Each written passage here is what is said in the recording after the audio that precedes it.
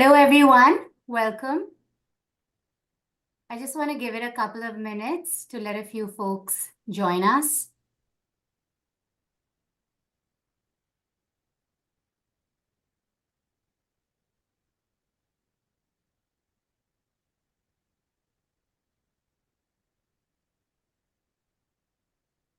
All right, I think we're ready to get things started here. Hello, everyone. Thank you for joining us today. My name is Rukmini Thakur. I'm a member of the product management team here at HBS Online. And I'm absolutely delighted to have with me here today two very distinguished thought leaders, Professors Mike Tushman and Charles O'Reilly. For those of you who may not have encountered Charles and Mike's work before, here is a brief introduction. Professor Mike Tushman is the Paul R. Lawrence Professor of Business Administration at Harvard Business School. He's internationally recognized for his work on the interplay between technological change, executive leadership, and organizational adaptation. His research focuses on the role of senior teams in developing organizations that accommodate both incremental and disruptive innovations. Professor Charles O'Reilly is the Frank E. Buck Professor of Management at the Stanford Graduate School of Business. His research includes studies of leadership, organizational demography and diversity, culture, executive compensation, and organizational innovation and change. On a slightly more informal note, Charles and Mike have worked together for their entire careers. They have co-authored 3 books and a range of scholarly papers. They have also consulted for various public and private organizations worldwide. So I'm very excited to hear all that they have to say today. And just as an addition, they are co-chairs of Leading Change and Organizational Renewal at Stanford and at HBS. But most importantly, and this is my favorite part, they also teach the HBS Online Certificate Program on Leading Change and Organizational Renewal. So just to give you an idea of the agenda for today, we will start with a moderated Q&A where I will chat with Mike and Charles about some of the core concepts from LCORE, and then we'll dive right into the link between personal and organizational renewal, which is the topic for today. After that, we will then open the floor to address some of your questions.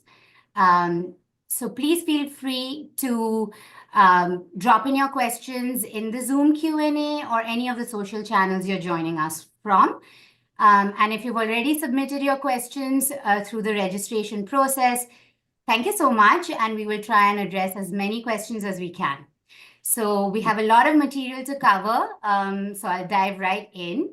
Mike, Charles, I've already introduced you, but I'm sure our listeners would like to hear from you.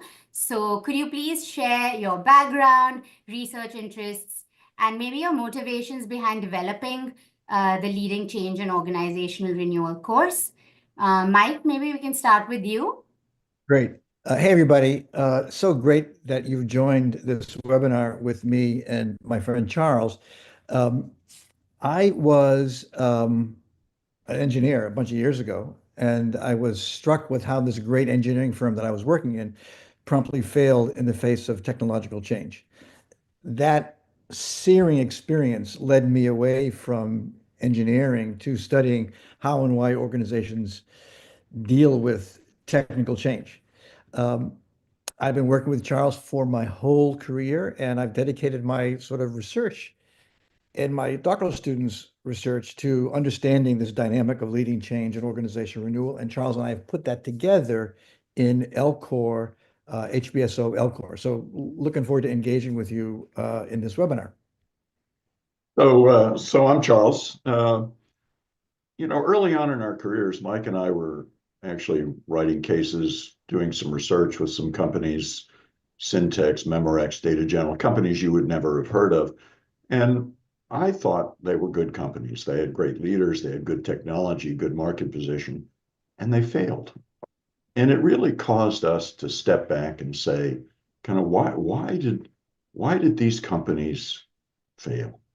And that has led, as Mike indicated, that has led to 3 books on the topic. We started with a book called Winning Through Innovation, which is really a story about why organizations get stuck.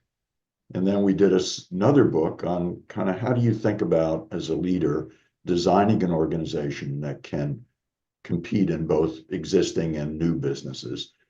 And we did a final book with a colleague around the notion of, well, if you're an entrepreneur in an organization, how do you drive innovation? So that's my background.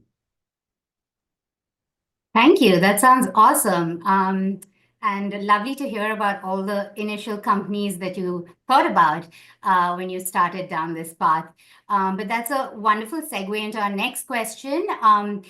I would like to know, what are your views on why LCOR is particularly relevant in today's business landscape?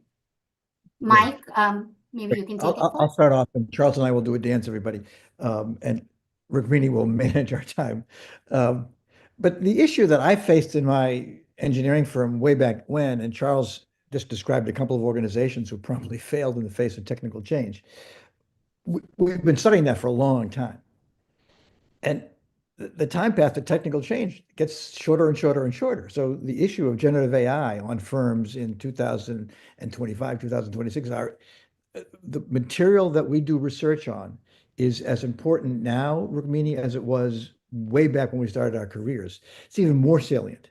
The other thing I want to get on the table is we're both proud of being scholars in our field, writing a bunch of stuff on this topic. But we're particularly proud of being both rigorous and relevant. So, Rukmini, when you ask, well, like, why in 2026, it's because firms right now have to deal with the impact of environmental change on their firms. And that's why we think LCOR is so pertinent. There's a cliche that people talk about, well, the pace of change is increasing. But it turns out that's true. I mean, the penetration of new technologies, whether it's the internet or mobility or now AI, machine learning, is just happening faster than it ever has historically. The average life expectancy of a firm in the Standard & Poor's 500 in the next couple of years will be around 12 or 13 years. So think about what that means. What we're seeing are great companies becoming less and less relevant, often being acquired, in some cases going bankrupt. The rate of bankruptcy, not just in the US, the rate of bankruptcy around the world is quite striking. And so I think this material becomes more and more important for leaders, maybe like yourselves, to really think about. If your organization is going to survive over the next decade or two, it has to have leaders that can manage this change. Let me pick up on that, and I think it gets to your next question, Rukmini, just to save some time here. Our LCOR course starts with a list of firms. These are super great firms that have promptly failed in the face of outside change. And we know what's going on. We know what the movie is, and we know how the movie ends. And we have a bunch of tools that we provide in LCOR, HBS, Harvard Business School Online LCOR, that will help you do better than the average leader. And that's what I think we have spent our careers on, is helping our students, and we hope you are our students, do better than the average leader in the face of outside technical change. That sounds wonderful. And I also know that you've been teaching this material, this course, and you've studied and researched this field your entire careers. If I had to ask you, what is something about this course that excites you today more than, any other? What keeps the excitement alive in teaching this course? I'll start. What keeps me excited is my students want and need this material. And it's great to have your research like, oh my God, hey, this is like super helpful. And I'm excited about this notion of building organizations that can win for today. I mean, one of the keys of LCOR, and Charles has already teed this up, one of the key ideas of leading change and organizational renewal is to help you with frameworks to get today's work done better than anybody in your industry, and to create futures that work for your firm, whether it be a public sector firm or a private sector firm. That notion of helping leaders, Rukmini, both senior leaders and their organizations reinvent their firm, and by the way, reinvent themselves, is a lot of fun, and it keeps me going. Yeah. So having spent our careers studying this, we think we have some real insight into what's happening. And here's generally what's going on with organizations. And this is true around the world. An organization gets successful. And when we get successful, we put in systems and processes and procedures and metrics that make us successful. We take the learning and we embed it in the organization. That's what we talk about as organizational architecture. There's an alignment there. There's an alignment between our strategy and our key success factors and our people and our systems and processes and our culture. That alignment makes us successful. Problem, of course, is when the world changes, the very alignment that makes you successful in your existing business may in fact kill the necessary alignment for a new business. So the dynamic is, how do you do both? How do you create an organization that can be successful in an existing core business, mature business, but also leverage assets and capabilities? And that's exciting because we see companies around the world, leaders around the world, sort of having these insights and helping their organizations transform themselves. Yeah, that's super interesting. And I think that's going to be a great way to lead into our next question, which is, you spoke about alignment, misalignment, sort of exploring and exploiting together. There are a lot of these interesting concepts in this course. Core and explore, ambidexterity, leading punctuated change. Mike, Charles, could you just give our viewers a little sneak peek into what some of those terms might mean? Great. Charles, you want to start this? No, you start with alignment, and then let me do ideation, incubation, and scaling. Great. We have several important takeaways, everybody, and we mean L-Core to be something pragmatic and useful that you can use right now.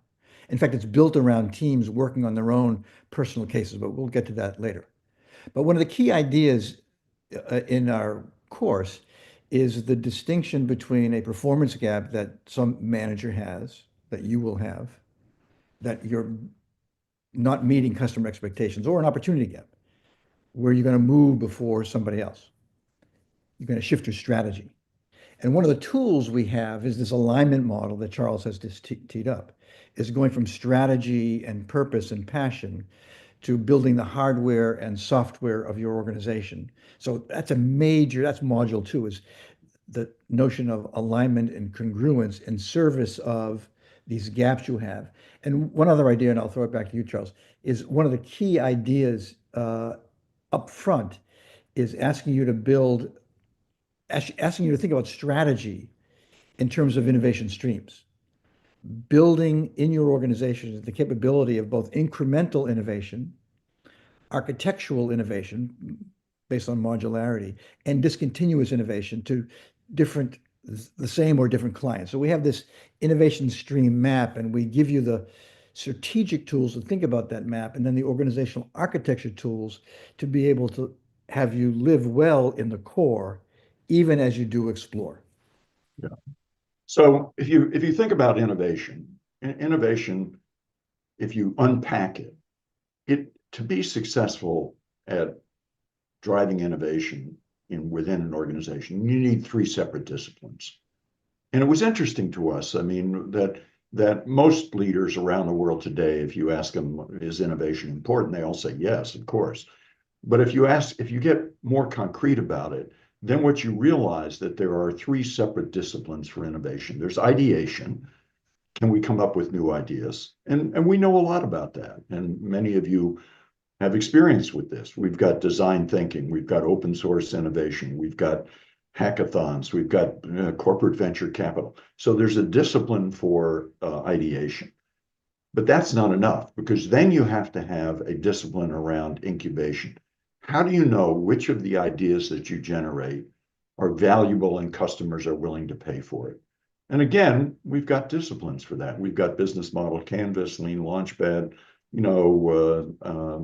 so we know how to do that. And then we've seen many companies do very well at ideation and incubation, but they fail at scaling. And the reason they fail is because if you're going to grow a business, you're going to have to take resources away from existing products and businesses and put them into new businesses. And that's this issue of scaling. So it's interesting if you think about innovation as having these three components, you can then begin to think about, well, how do I, as a leader, design these to make sure that they're all working in tandem?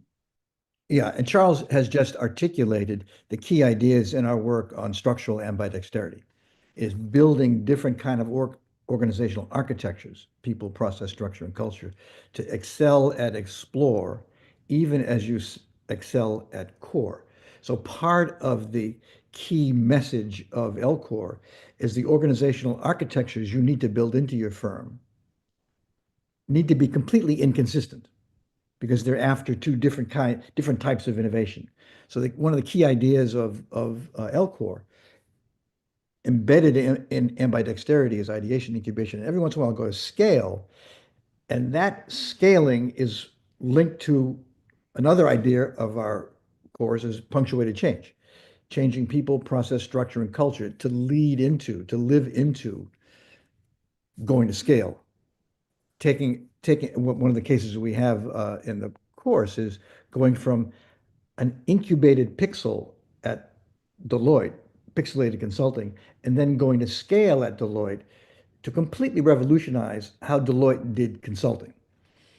But to make this work, this notion of structural ambidexterity builds in contradictions. And at the end of the day, this is a leadership challenge. And a good portion of our work is helping senior leaders own inconsistency, own paradox, own explore and exploit, core and explore, and to have them live into those contradictions as leaders and teams. Yeah.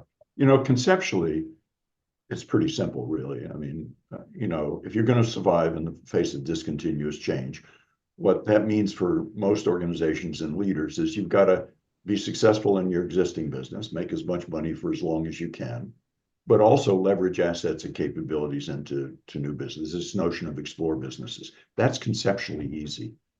How do you do it is hard. And we've learned a lot over the last 10 years, Mike and I have, working with companies around the world, in Europe and Japan and the US. And the trick is, how do you actually make that happen? And a lot of what we do in the course is talk about how you actually make that happen. That sounds great. And that's a lovely overview of a lot of concepts covered. Of course, there's a lot more detail in the course, but just talking a little bit more about the actions required when you want to institute change. One of the core concepts in the course is about how personal renewal is very closely linked with organizational change and renewal. Could you just elaborate a little bit on that concept, because that's the main topic for us today, and I'm sure a lot of our listeners want to understand exactly what we also mean by personal renewal. Yeah, great. So our course has several different magnificent cases. One of the opening cases is Lululemon. I'm sure many of you know Lululemon. And we track Christine Day as she took this little baby organization and went to scale. And Christine talks about her own personal renewal. That is, she not only led what Charles and I talk about as a punctuated change at Lululemon, but she didn't come from Starbucks and was the same Starbucks person in Lululemon. She actually renewed herself, and she talks about personal renewal. She makes a real strong link between the renewal at Lululemon and her own personal renewal. Another leader we have great case on is Ingrid Johnson at Nedbank, a South African bank. Ingrid makes a case around punctuated change in business banking at Nedbank and her own need to go from a great chartered accountant to a great leader. So in all of our cases with Balaji Bandili at Deloitte, He talks about his own renewal as he goes from an entrepreneur at Deloitte to a seasoned leader at Deloitte.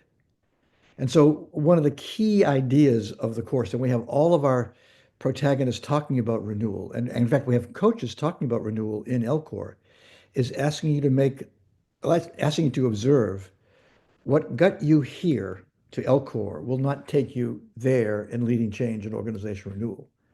And that there is partly organization renewal and partly your renewal as a leader. Did I answer your question, Rukmini? I sort of talked about a bunch of our cases, but that is the core idea, is building your own skills so that you don't become trapped in your own old-fashioned ways of leading. Yes, no, that definitely makes a lot of sense. And like Mike alluded to, we have two cases, particularly in the course, where the protagonists do speak about their personal renewal journey and how that affected their efforts with organizational change. So yeah, that was spot on. Thanks, Mike. Charles, anything you'd like to add on this? So I think part of it we haven't talked about, but part of it is also this issue of culture and renewal of organizational culture and the role of leaders in driving that. If you think about having two very different types of organization, a mature organization and an explorer organization, the cultures are different in those. In the mature organization, the culture is around efficiency and incremental improvement, compliance. In an explorer organization, it's around taking initiative, flexibility, resilience, learning, and helping leaders understand how it is their job to manage different cultures. And we give them in the course, we give them a set of tools to think about how they can think about managing culture in these different parts of the organization. And we've learned a lot from Satya Nadella at Microsoft and how he changed the culture.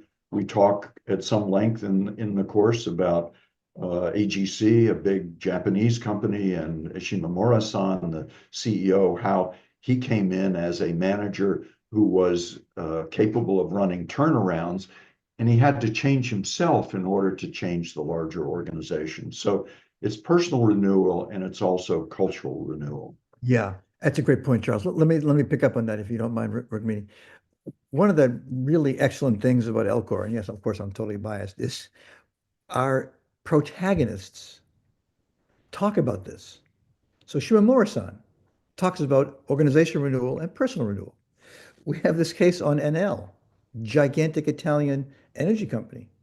And this fellow Starace talks about organization renewal and his own personal renewal. Ernesto Chiura talks about organization renewal at NL and his own personal renewal. So it goes hand in glove, and we have tools, everybody, not only for organization renewal, which I think everyone expects, but we have these tools for personal renewal that makes LCOR super unique. Yeah, and just to sort of extrapolate a little bit more on that, the other sense that I got from the course was that when the leader starts, an effort to renew themselves, it also has a sort of snowball effect in inspiring like their employees, and then that can have like, further impact on mobilizing other corporate explorers or other employees to sort of initiate change. Or is there any particular way that you think leaders can particularly model personal renewal apart from them just using it to effect change? Yeah, super question, Rukmini. That was not on your list in advance. So the extent to which, we just doing now a case that we talk about in LCOR, OCP, this Moroccan, super interesting Moroccan phosphorus firm. And one of the reasons why this is able to transform itself is because the CEO says, like, I'm Guido. As one of the cases is Guido Spichty in our LCOR. And he says, like, I need to renew myself. The signaling that provides to the rest of the organization is gigantic. When this fellow Starace at NL comes to LCOR and is in the room as a student in LCOR, and you can see his own talking about his own personal renewal, That's a huge signal, not only of culture that Charles has just been talking about, but he's signaling to everyone else, hey, I got to change. And by the way, so do you.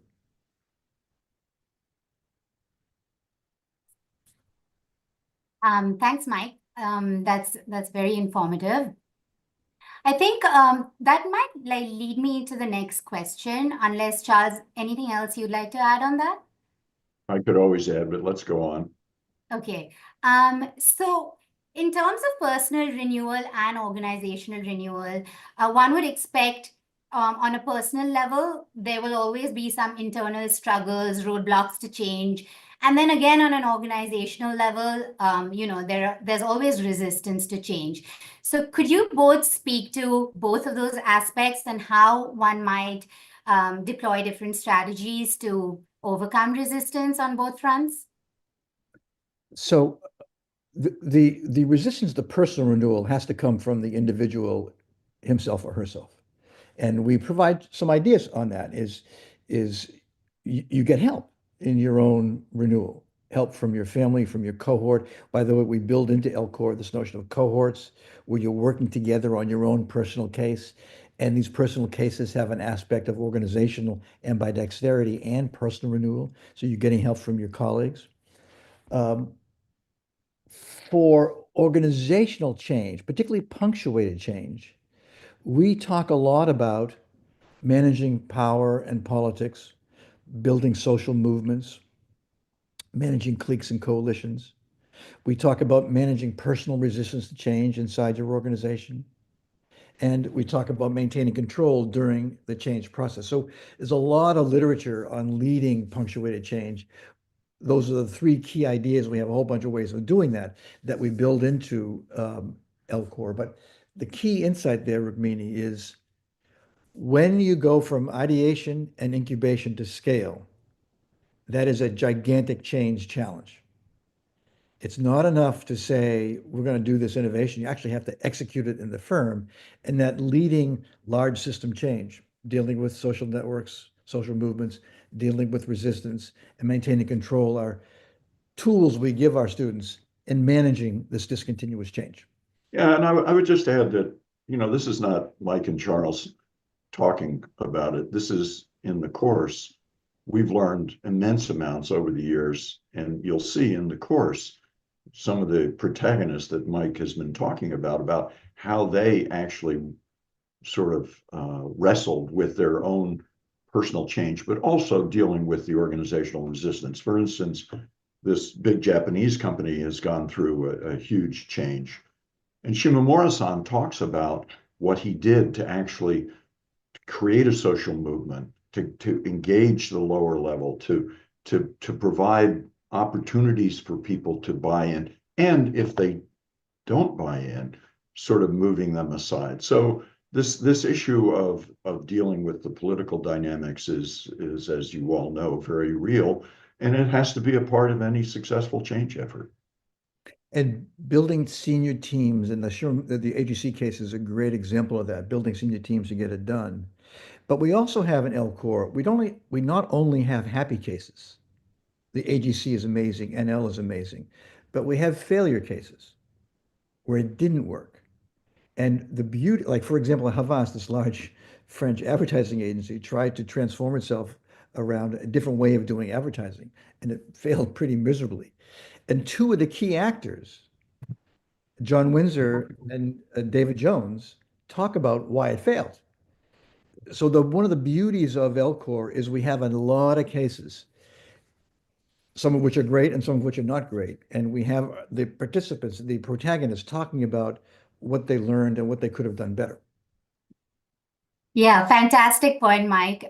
You actually stole my words. I was actually going to talk about Havas myself, especially the retrospective that they engage in to try and figure out what went wrong, what could they have done differently. And I know from reading feedback of participants of the course as well that those sort of dialogue exchanges really helped them understand, how to actually effectively,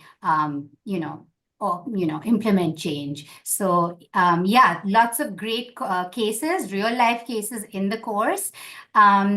But I would like you to speak a little bit, if you can, about what sets this course apart from a lot of the other change management material that's out there. We, for instance, even within the HBS online portfolio, have other courses that does talk about, change management. And the world out there has a lot of this material. So I know, because I've taken the course, that this course has a lot of unique elements, a lot of different perspectives, but I would like you to sort of speak to our listeners as to what is different Great, about this course. great, great. I just want to pick up on that last point a little bit, and then I'll go to your question, Rukmini. We have Ingrid Johnson in LCOR.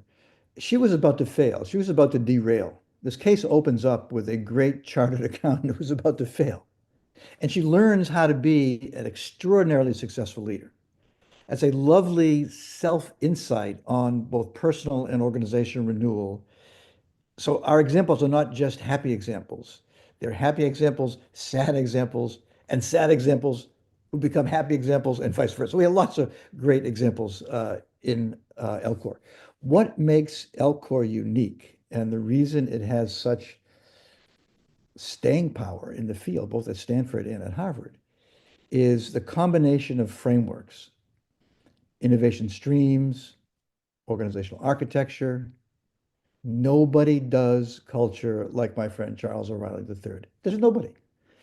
So there's no show hardware and software, structural ambidexterity, leading punctuated change. So it's not only different and fresh content, but it's put together in tools. That's what I meant by rigor and relevance earlier. Tools that leaders can use. And we have these personal cases. We built this LCOR product around you all. If you take this course, you'll be in cohorts of, I don't know quite what the number is. You won't be alone. You'll be working with several others, working on the cases and teaching each other with these frameworks, because that is the magic sauce here. Is we're doing some teaching, you'll teach each other these frameworks, and that whole mixture is super unique. Yeah. And I would just add one small thing here that to reinforce what Mike just said about this is an integrated program. I mean, there's lots of useful material around change in organizations, and this notion of to unfreeze, implant, refreeze. There are varieties of that. It's very useful for individuals. What LCOR does is it provides an integrated framework about strategy and architecture and culture and change. And so I think that's what makes this different. It has a point of view on change, which is integrated in a way that other courses on change, I think, are a little more shallow on this. The other thing I'd like to add, Rukmini, is that this idea of ambidexterity, it's all over the place.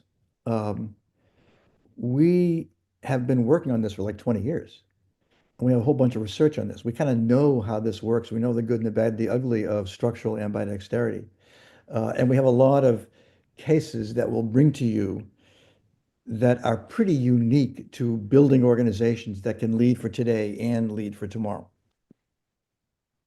Yes, I think that's wonderfully put. I think what Charles also mentioned about this being a very comprehensive take on change management, right from strategy, purpose, execution, and then sort of diving into change and the different ways of doing it. I think the whole program in totality is very comprehensive. At least that's what I found. Thank you very much. That was very informative. That brings us to the end of our moderated Q&A. And I hope our participants have enjoyed this. I'm sure they have. It was very valuable information. But I'd quickly like to move on to our pre-registered questions. So some of our viewers had already submitted questions, and I would like to open up the floor to some of those questions. So the first question we have is from Kirtana, who asks, this is a very interesting question. She asks, how would one seek career advancement during organizational change? I think being successful is the way you advance your career. And so you know, if I mean, one of the advantages of LCOR is it gives you this holistic way of thinking about it. So the more you can be successful at driving change, then the more your career will prosper. Said differently, if you if you are unsuccessful, then your career will suffer. So I think the LCOR perspective gives you a leg up on how to think about managing the dynamics of change. Mike? Yeah, yeah. Kridana, I think another angle on that question is that one of the reasons why innovation and change is difficult in your organization and every organization in this webinar is because of your boss or your boss's boss. They're actually in the way of change. And we're going to give you some tools to help you manage up. That is the extent to which your leader or your leader's leader codes you as someone who, hey, man, this person really knows about leading change in an organization and has some tools. You can help your boss actually be better. So one of the things of our course is helping you manage down, which is pretty easy. Managing your peers is a bit more difficult, and also managing up. And we can give you we give you some tools on that. Thank you. And I think the next question is sort of in line with this one, more about how would you cope with organizational changes that don't particularly align with one's personal values? This comes from Paul. Yeah, Charles, you want to start with that? You want me to take it? So what makes this question difficult is you said with your personal values. And, my background came out of the military. And, one of the things you learn in the military as a leader is, you disagree and commit. So you may express disagreement with your leaders, but if they say this is what we're doing, then you commit. If it violates your personal values, then I think you really have to seriously think about maybe this is not the right place for you. Mike? Yeah, no, I think that the extent to which your organization is moving, I'm reading your question, Paul, is moving in a place that doesn't align with your personal values, it's time to leave. I mean, that you cannot work in an organization that violates your personal value. And there are a lot of really great settings in the world to do important work. So I totally agree with Charles on that one. All right. The next question comes from Peter, and he would like to know how a country's culture and a company's diverse backgrounds and even generational differences impact change management. So within companies, there are so many differences, so much diversity. Would this help change or impede change? What's your take on that? So when we talk about culture, we recognize that there are different countries have national cultures, and those cultures can be quite different. And so if you're going to drive change, you have to understand what the national culture is and do it in ways that are appropriate within it. I mean, one of the advantages, I think, of both our experience and LCOR is we have cases from France, we have cases from Germany, from Africa, from Italy, from Japan, so understanding the national culture and then behaving appropriately within the national culture, I think is one step in that direction. Mike? Yeah, and also to be able to tap generational differences. I mean, one of the things that great firms do is they're able to tap multiple generations as they sort of live into today and they create tomorrow. So this issue of tapping your talent, both internal talent and external talent, around topics of innovation and change are Yeah. So organizations that can do that. Yeah, so one of the cases that we've already talked about is this Japanese company AGC, and one of the brilliant things that the CEO did, Shimomura-san did, was he skipped levels and he got the lower level involved and he got the middle level involved. And he has a nice saying. He said, "Fire burns up." And if you ignite the lower levels, then that will drive change at the higher levels. And so you'll see in cases like that, ways in which you as a leader can get in the younger employees involved to drive change, even as you're trying to manage upward. Yes, exactly. And I remember in this context, I think David Jones from Havas also mentioning something on similar lines where you want to have your lower employees and your top spectrum on board, and then the middle management kind of will follow suit. So kind of in line with what you're saying, Charles. The next question comes from Meg, and I think almost all participants are probably very interested in knowing this. Can you share a personal experience where you had to navigate your own growth while leading significant organizational change? So basically, they want to know about any personal renewal stories that you might have.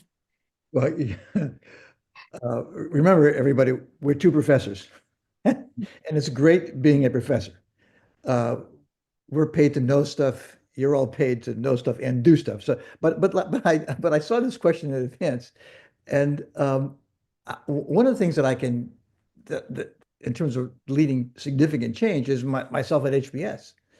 I've been part of a world where partly my job is to run a program for leadership development, our advanced management program, and like manage and lead that, even as I work with a bunch of my colleagues, in particular Kareem Lakhani, in building a completely different way of doing executive education. And that's where I had to learn how to be a different kind of professor, both managing for today at HBS and managing for tomorrow. That was a stretch for me, um, in being able to build these social networks and be able to build these coalitions in order to help make HBAP as successful as it has been. Wonderful. Charles? You know, uh, the people who are most resistant to change are the people who write about it. So, so we write about change, but I think my wife would tell you that I'm the world's worst person when it comes to change. Fortunately, we have lots of people who we have studied who have done it. Okay, you're off the hook there then. Okay, our next question comes from Amr. I hope I'm saying that correctly. He would like to know what is the organizational and personal renewal outlook in this world of AI? Taking into account how fast AI is changing things, where would organizational change land? Yeah, let me take that. Maybe in 2015, we had a shift from a world where everything could be modularized, every product or service could be modularized, broken into components. And when you can do that, and the cost of communication and the cost of computation go down, the locus of innovation changes for the firm and for you. Post 2022, with generative AI, in a world where computation cost is zero, communication cost is zero, now cognitive costs are dropping like a rock. That is revolutionary for the firm, and I believe for you, for everybody in this webinar. So I think that the challenges for you all around having AI as a co-pilot, learning about how to use AI to do your work more effectively. So partly it is knowing AI and using AI for yourself, but also helping your firm lead this, what Charles and I think about as a process revolution, a different way of doing the same thing. And who knows where this will end up? I think it's too early to tell, but this sure looks revolutionary to me. And I would encourage you all to have some kind of real deep understanding of AI so you can get your work done more effectively. Yeah. From an organizational standpoint, this is one of these periods where it becomes imperative that organizations do lots of small, low-cost experiments, that they don't ignore it, but they don't invest ahead of learning. That they are, you know, I have a colleague who said something which I think is profound. He said, your job as a leader is not to predict the future. Your job as a leader is to design your organization that can discover the future. And I think that with generative AI, what we need are organizations that are constantly doing little experiments, and we'll discover the future. We don't have to predict it, but we have to design lots of little experiments. And so I think that for me, that's the role of leaders in this process. Yeah, and by the way, we have Balaji Bandili and David Jones and Starace. A bunch of our protagonists are actually talking about the impact of generative AI on their firms. Thank you, Mike and Charles. That was excellent. I have one more pre-registered question. If we can quickly talk to that, and then I have a couple of questions that have just been submitted, which I'd like to take as well. So the last question is from Taslima. What frameworks or tools do you recommend for leaders or even corporate explorers to assess whether their organization is ready for change? So not just how to implement change, but to assess whether the organization needs to have a little bit of a shakeup. Well, I mean, one of the key ideas of LCOR is strategy. What is your strategy for your organization in its industry? And is it time for your organization to move proactively? We call it opportunity gap. And so that's a strategic question. I mean, is it time for HBS to move proactively? Is it time for NL to move ahead on renewable energy? And we have some frameworks on that. But even if you decide to move proactively, then you got to get it executed. It's not enough to have a great strategy. It's going strategy to execution. And the tools of the congruence model and ambidexterity and culture are tools that you can go from strategy, opportunistic strategies to discover the future, to opportunistic organizations to actually learn faster than your competitor. That is the key, one of the key things of LCOR, and Charles just teed it up, is to help you and your organization learn more rapidly than your competitors. And the congruence model, ambidexterity, senior teams, innovation streams are all part of that learning perspective. Right. Okay. I think I'd like to take some of the questions that were just submitted. So one comes from Nadine, and she asks, how might a CEO who has developed an autocratic style of management open him or herself to this kind of renewal? The extent to which this participant's CEO has an autocratic style. If it's working, keep it up. But my guess is, given that question, it's not working. It's sort of like Ingrid. Ingrid Johnson, in our case, like she's an autocratic leader. She is about to hit a wall because you cannot, it's very unlikely you can do explore and exploit, core and explore autocratically. You're just not smart enough on average. And so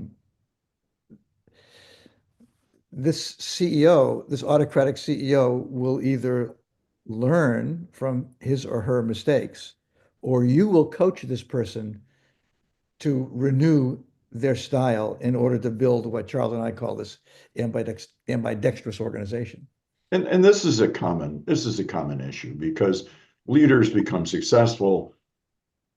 What made them successful, they begin they're confident in, and then they don't want to change. In fact, the LCOR course begins with a case with this fellow Guido Schwichty, who is a very successful R&D manager who is failing as a general manager, and he has to learn how to renew himself and to renew the organization. So this is a common theme throughout. Get this person LCOR right away. Great, thank you. One more question that we have is from Jayjeet, and they ask, how can organizations create an environment that simultaneously fosters personal growth for employees and drives organizational innovation, especially in the face of rapid technological changes. So what can an organization also do to encourage people to renew personally? Anything on those? So one way to think about that is culture. Can you create a culture which allows people to grow personally, but also hold them accountable for delivering results? We talk in the course about Microsoft and Satya Nadella coming up with this notion of growth mindset as a kind of an overarching theme to help people sort of become learners, not just know-it-alls, but learn-it-alls. And so culture, and we talk in the course about how do you create cultures that will do this. Yeah, you cannot build an organization that doesn't tap its human talent, and the human talent doesn't get super excited about doing whatever it is they're doing. That's part of the purpose stuff we talk about early in the program, is building organizations with a sort of person with passion and purpose. But that has to start at the top and being driven into the organization where people take that as actually authentic, not just talk. It's actually action around this growth mindset. And this Microsoft example is a great example of Satya Nadella, a card-carrying engineer who gets the power of talent and culture. Wonderful. Thank you. I think that brings us towards the end of our webinar. We're almost at time. But before we sign off, Mike, Charles, any parting words for our audience? Yeah, Charles, go for it. So it would be great to see you in the course. We learn a huge amount as academics, as Mike said. We don't really manage very much, but we learn an immense amount from people like yourselves. So we hope we'll see you. We hope we'll see you in the course. Yeah, and the course LCore is a course that we are really proud of. It's a course that integrates our research and our practice with rigor and relevance. So have fun with it. And this connection of organizational renewal, linking it to your own personal renewal in these project teams, we're very proud of it. Have fun with it. Thank you, Mike, Charles. This was wonderful. Just on behalf of HBS Online, I wanted to thank everyone who participated today, especially our faculty members, and all the participants who submitted all those questions. Please keep them coming. We do look at all of them. We also look at your feedback very closely. It helps us better our offerings, so keep it coming. And for all those who registered for this webinar, you will be receiving an email with a recorded copy of this webinar. So feel free to revisit it, to revisit any other concepts that you might have missed during this webinar. And for those who would like to learn more about HBS Online as a whole, or even the LCore course in particular, please do visit our website, online.hbs.edu. Once again, I'm Rukmini Thakur. Thank you very much for joining us today, and I hope you all have a great rest of your day.